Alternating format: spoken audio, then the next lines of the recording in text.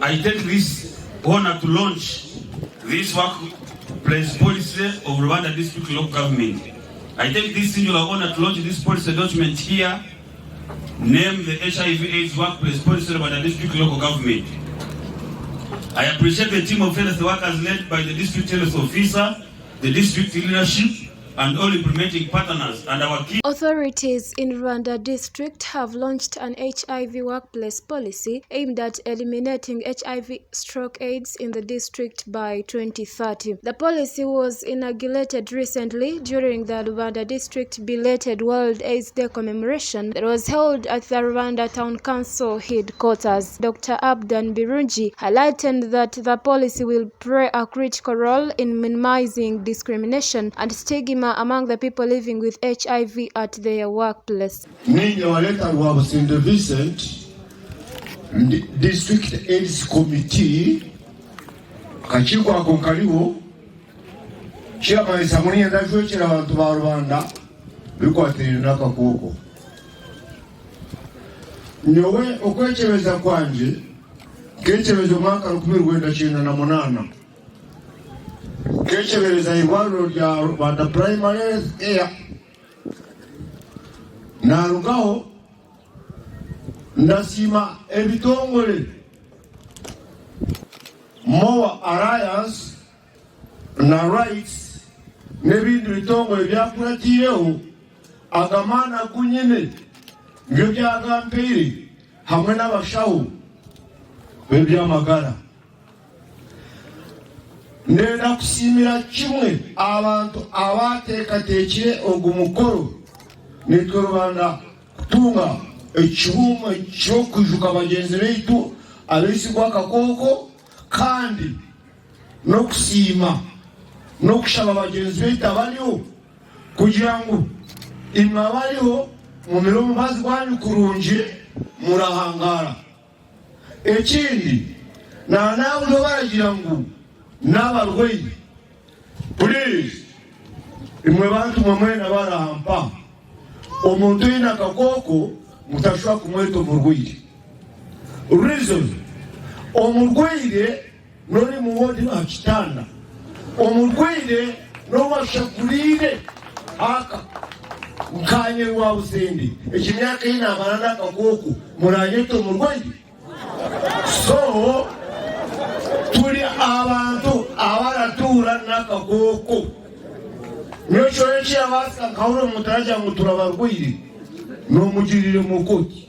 He added that it will help to prevent new HIV infections across the district by the policy helping in carrying out sensitizations to reduce new HIV infections within the district. Strategies kurangu kwa ending HIV transmission by 2030.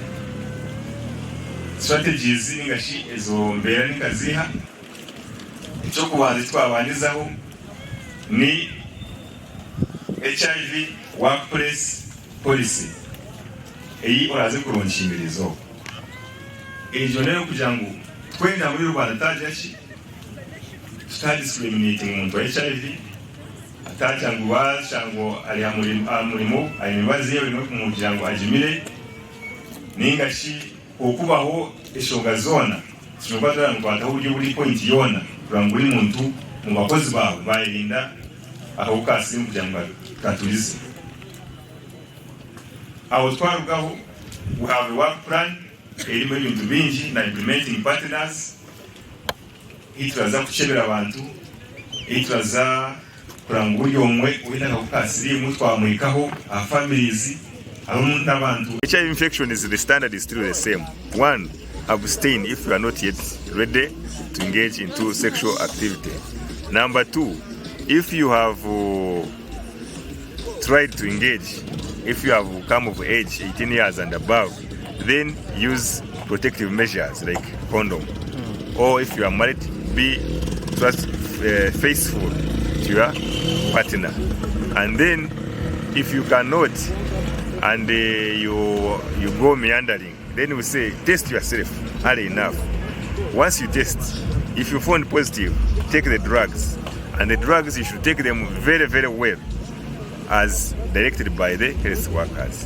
Abatine ekyokulya tune partners nkaba avis abarazayo bakarangubaika hali ku family kurangu abo bana babaikaho bajaki ba improvinga omukuru y'emibazi yabo kandi kizibu cy'China hati mu kubanza same chairman kandi kese ubona ni abo bana bimenyeto umwe suppression ingashi kuchebera kucyari kuki okumera mubazi kucyari kuki koraza amashomero y'ibishabisha kandi na okusuppressing cyangwa ukambo kalikaki nabo bicyayanje so amani ndenda mutwaro twagata as implementing partners ni kubagambira kugira ngo we now focus on that direction.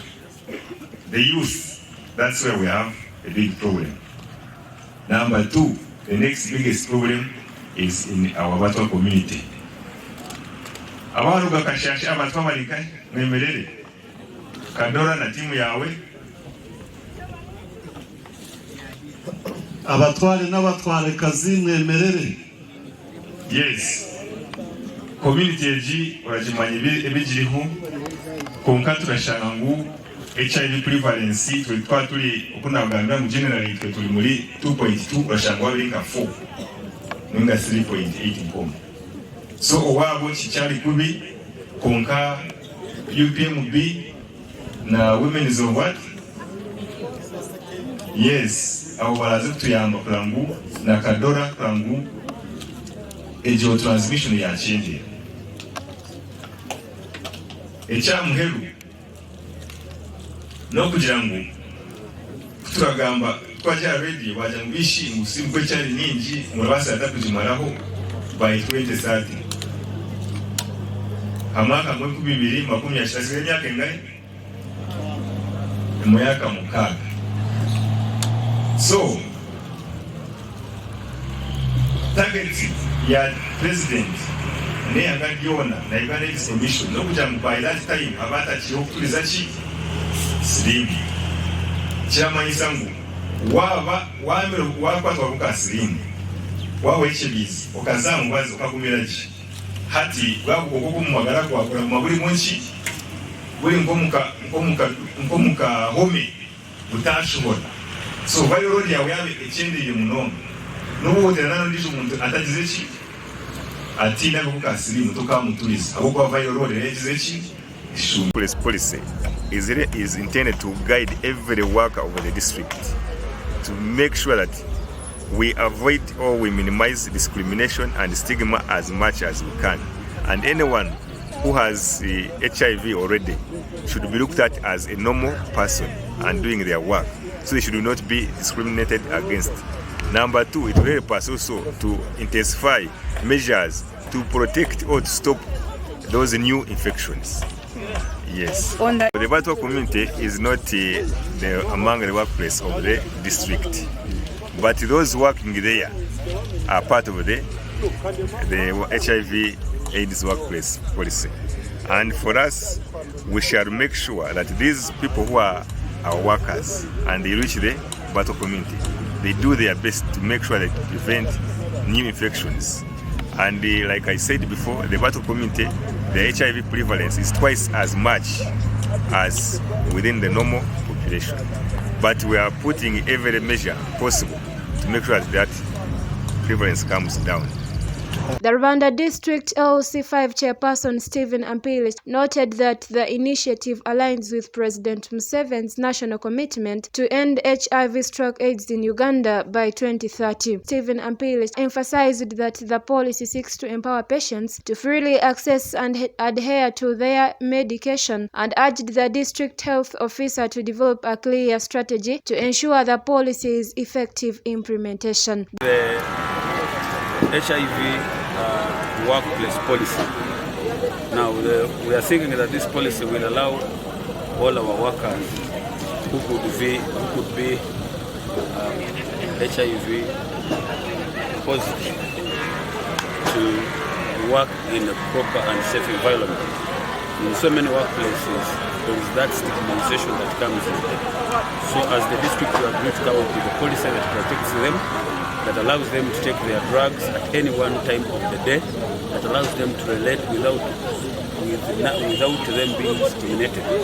So the policy is very, very important for our workers, because in the mass of 1,500 workers, if you have HIV patients, it is good to protect them, to give them an environment to take their drugs, and to give them a proper working environment. The district has the HIV prevalence rate of 2.2%, with 3,133 people living with HIV, and out of these, 1,205 are males and 1,928 females, and 76 of them are boys and 92 girls, and who are below the age of 19. Prima Nahuela for iTelevision.